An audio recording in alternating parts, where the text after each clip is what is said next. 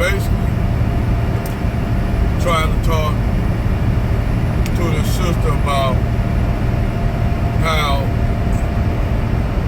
racial dynamics plays out. And what I noticed when a lot of black people, black families in general, black single moms, or black families, when they move their children out and they move out to the suburbs,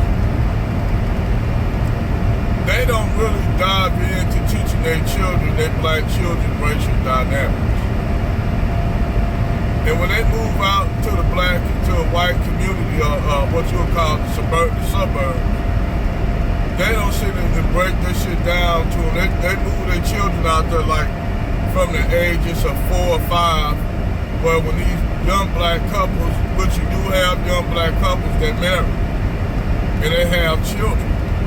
And when they move their children out to these mostly predominantly white areas, they don't teach their children racial dynamics.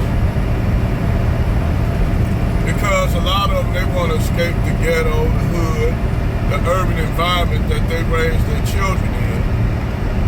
And they want their children to have a better future, a better life, which is, you can't get mad at that. I understand that. You want better for your children, you want better for your family, you want a better quality of life that you can't get in an urban area because you got to deal with being surrounded by poverty. Object poverty. You're around a lot of crime, you're around a lot of violence, and people want to move away from that. But when you move to the suburbs, so your children growing up, going to elementary school, high school, middle school in the suburbs. And some of them, they can't connect to black people in the urban areas because this whole notion that everybody that live in an urban environment, blacks that live in the city they are wicked and evil people and bad. All of them are doing wicked and evil shit. And that's not true. You got some people just trying to make it, doing the best they can, but they just don't have the resources to get out. So they got to stay where they at. They got to deal with the children they have. May have families like, you do, but they can't get out. So you got people like them who move, that stayed there. So your children, when they contact these, black children that are raised in urban environments, let's say they start doing busing. They busing kids from urban areas to the suburb schools. So some of these kids may be behind, for academically wise. So you'll have the black kids that come from the urban area, they pretty much don't mess with the kids that come from the suburbs. Because the kids from the suburbs, they talk proper English, they act bougie, and they don't make no contact with them. And then furthermore, you'll have a divide amongst them culturally.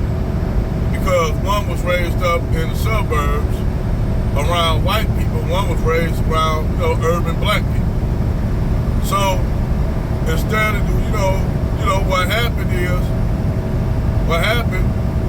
is the boy in that environment, by him being with the urban swag and shit like that, he is somehow looked at and basically looked at, he get on the basketball team, the football team, he automatically become a star on that team because he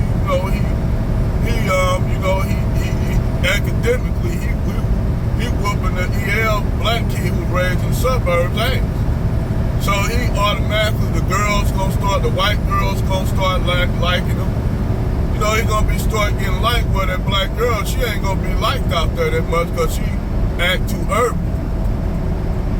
So automatically she being alienated against. Well, just think about it. The black kid that grew up in the suburbs, he being alienated against, because now you got this kid that came from the urban. It's almost like Will Smith, Fresh Prince of Bel-Air kind of shit. You know, like that shit. That's how you can explain that shit. When you had Carlton and nobody, all the kids gravitate toward Will, was they seen Will as cool. You know, they seen Will kick ass, and even all the white girls like Will. So now that this urban black kid came in and swooped up all the little white chicks who was into him. Now the Carlton bank kid, he like feel that he got pushed to the side. So he had resentment towards Tyrone.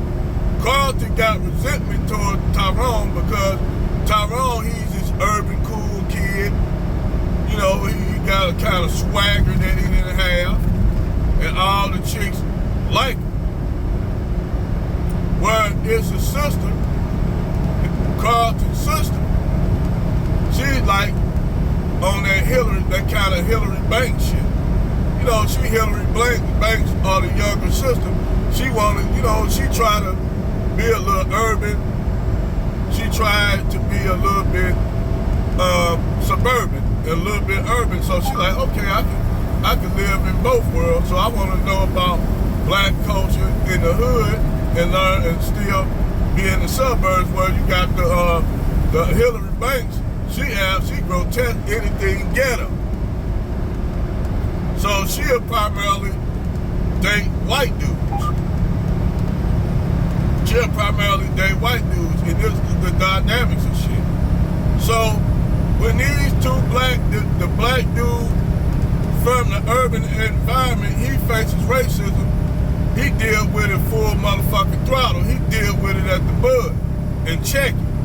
Whereas the kid Carlton kind of character, he just, you know, laugh at him, huh, ain't no big deal, you know. Well, I'm not like them urban kids, but still now they make racial jokes to him. He laugh. He don't know he being the butt of jokes by white folk. Same thing with the Hillary girl. She get with a white dude. The Hillary Banks chick, she get with a white dude. And even though she's raised in a suburban kind of lifestyle, these white dudes start having a lot of white supremacist vibes coming off of them. And she pretty much deal with it and laugh it off because before it gets too outrageous. So now you got the suburban kids who were raised sheltered, dealing with racism outside their community or even in their community, but they didn't know, and now they don't know how to deal with it and respond to it. Pretty much like Meghan Markle. She ain't never dealt with no racism because she was sheltered into that Beverly Hills Hollywood lifestyle, being around wealthy white kids. She didn't even, at one point, I bet you any money, she didn't even know she was black because her mama didn't teach her racial dynamics. Her mom was trying to fit in white society. When her mom dealt with racism, she said her mom would sit up there and ball out crying, you know, because she thought in their mind they think that they have escaped, that they made it, but they forget racism is white supremacy is a spectator sport. White supremacy don't take a day off. When you think white supremacy take a day off, it doesn't. And to sit and live in denial about it because somehow you became successful as a black person, that don't mean that shit gonna go away. That shit gonna still be there. You know, that's the thing with black people. They think because you get money. Oh, now it's about classism now. Yeah, it's classism amongst them. You just black. See, that's what they don't understand. If you were living amongst your ethnic group of people, black people living amongst your ethnic group, it'll be a class issue different. For instance, you see it in Nigeria. you'll have Nigerians that will be upper class who will think they're better than the peasants. They have these people working in their houses and shit like that. So a lot of them come over here and live in the United States. So in their head, they think that they're better than you because white people have told them this lie that those niggas, this and that, they live in poverty, and it's because they didn't try to pull themselves up by the bootstraps. All the main shit that white supremacist people or white survivalist people come with. You notice I ain't saying white people, I say white survivalists, white supremacist mindset people. I ain't saying all white people. Let me break that down to you. For you all can know, I'm not saying all white people. I'm saying white people with white supremacist mindsets. And some of them may not even know they have. It's just been so indoctrinated in the culture, they don't even know they have it. That's why I said you'll have white guys that will get with black women, and they might like that black woman. They might actually be attracted to her and like her, but they got white ideology thinking, and before you know it, it comes out in those relationships where that woman sees it, but she look past it because she loves it. You have black women that do that, and people say, I don't know how she do. I said, just like black women deal with shit that black men do dumbass shit like abuse them, they deal with it. They tolerate it over there on that side. Let's keep them 100. But they'll tolerate it. But you know what the deal breaker with him? When he have his biracial son, and he go out and somebody say something racist to his child, that's where the shit go. Cause like, wait a minute, goddammit, that's my son. I'll whoop your fucking ass. That's my son. That's my daughter. Then that's when they gonna see it. Then that's when they gonna wake up like, wait a minute. Damn, I've been the same way. And I'm sitting up here scolding this white man about calling my son a nigga. And I've been having the same kind of ideology in my conscious, in my subconscious for a long time. Cause it's your subconscious, your body, that have all the memories. This is what a lot of people don't understand. Your brain, when you leave the physical plane, your body actually, your brain remains. Your brain the one have all the knowledge. When your conscience leave that body, when your mobile suit dies, your body still have those memories. Your brain still have those memories, not you. Now, you may have some of those memories, some of them might come back as deja vu. Or sometimes I think, I'm gonna be honest with you, y'all might think I'm crazy for seeing this. I'm a sci-fi nut, but now we all know art is basically, as they call it, life is basically an imitation of art. Art is an imitation of life itself, as they say. So I think actually what happened is, like, we have what you call time placement distortions, where every now and then we hear a time displacement disorder come through our solar system, probably from a star going supernova, and it messes with the fabric of space. Because space is a fabric, it moves, it triggers, it's like a wave that moves through space. So we get time spatial displacement, or spatial time anomalies. That where you'll think you did something, you'll think that something you're doing today, you did it tomorrow. Actually, that's actually you experiencing a time displacement anomaly. Like on Star Trek, everybody think that shit made up. Nah, that shit real. They ain't like, man, this shit real. Time spatial displacement. But that's a whole nother video I'm gonna do. Because I just think science is so cool, and technology is so cool that I actually think that some of the shit that they have on Star Trek, we got right now. But that's a whole nother video. Let me get back on topic. But when you look at these dynamics, man, and black people, how the families, the parents don't sit down with their kids, their children, and talk to them. Because actually, we the only ones that don't do that. We the only ones that don't do that. That sit down with our children, talk about racial dynamics. Or when they see another black family in the suburbs, instead of going and meeting with these black people, you know, somebody that have camaraderie with you, we'll do a motorcycle wave and sometimes not even say anything to them at all. And I seen this happen. I seen black people that live in the suburbs that'll stub their nose up at other black people.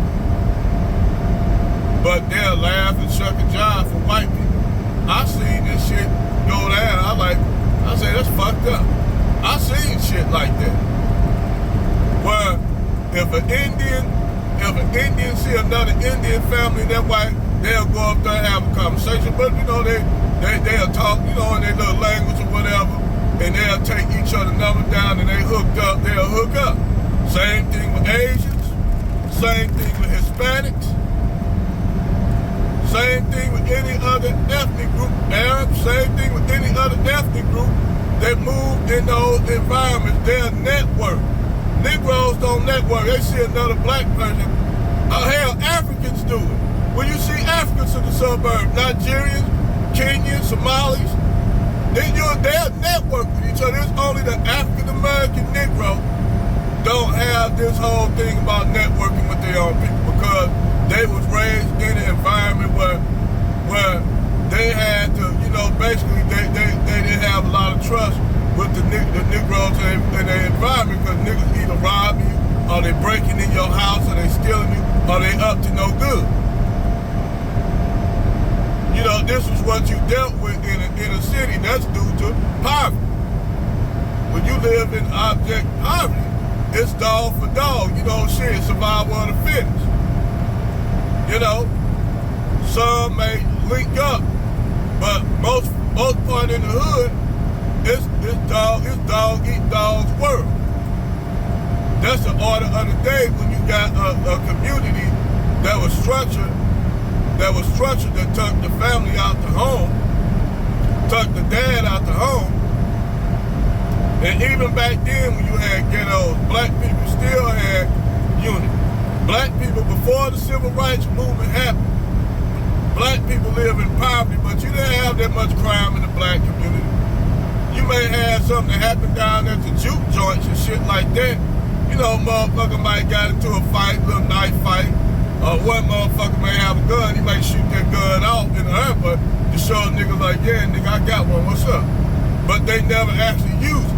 Most of the time, they just, you know, might get into a knife fight or a hand fight at the local juke joint. But other than that, they didn't get into no fight. You know, they like, hey man, we ain't gonna go too deep on this shit. You know what I'm saying? But due to the culture that black people live in, this violence and shit is promoted in the music, where misandry is promoted in the music, where women can be all kind of, if you notice most of your female artists, they so damn whorish.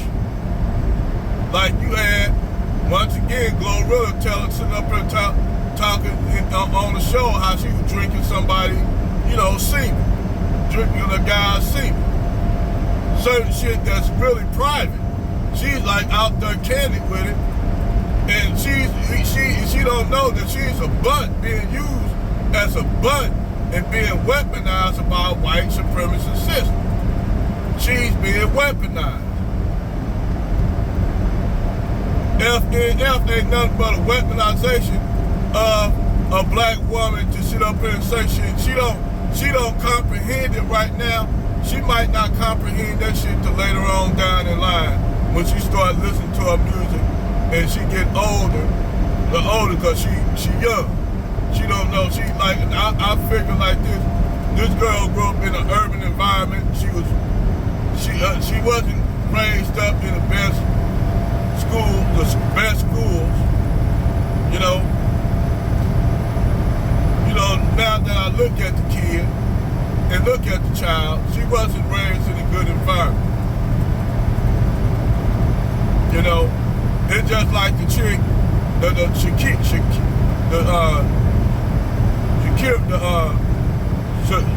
Kashika chick that was trying to go off of me. I found out her background, that she was looking at a video of an interview where she was talking about how she was split up. Her siblings were put in foster care. Their siblings were getting sexually molested, and she was getting sexually molested. So damn, at that, I was up here, man. I see why this girl went off on the deep end, all the shit like the ghetto gaggers and shit like that. This sister needs some help. She dealing with self-hate issues. She dealing with anti-black male issues. She dealing with a lot of issues that I really think this sister needs to see a psychologist. She needs to see a shrink. Just like the chick that was a psychologist that was a shrink herself. They need to see a therapist. A lot of black women and black people in general need to see a therapist, need to get therapy. You know? But this is just my take on this topic. You all like and subscribe my channel. Over and out.